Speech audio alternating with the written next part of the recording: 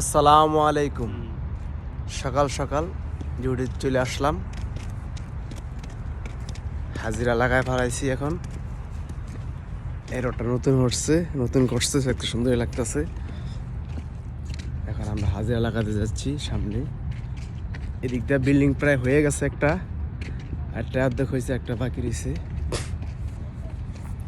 এই হচ্ছে প্রবাসীদের হালত।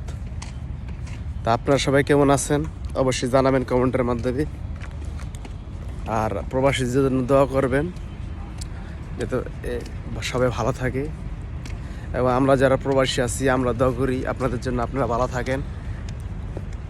সবার জন্য দোয়া।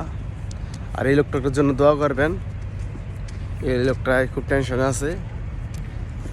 আর সবার প্রতি সবার দোয়া রইল। আর আমার পক্ষ থেকে একটা দাওয়াত রইল আপনাদের কাছে,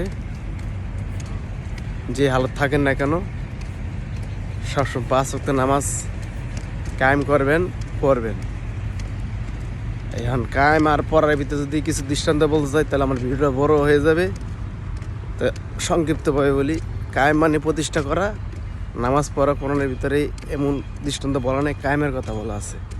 যাই হোক, আমরা বাংলাদেশি মানুষ, নামাজ পড়বো, পড়েন, এতেই আমরা বুঝি। তো সবাই ভালো থাকবেন, দোয়া করবেন আমাদের জন্য। ইনশাআল্লাহ আল্লাহ পাক সবাই কবুল করে নিক দ্বীন ইসলামের জন্য। আসসালামু আলাইকুম ওয়া রাহমাতুল্লাহি ওয়া বারাকাতুহু।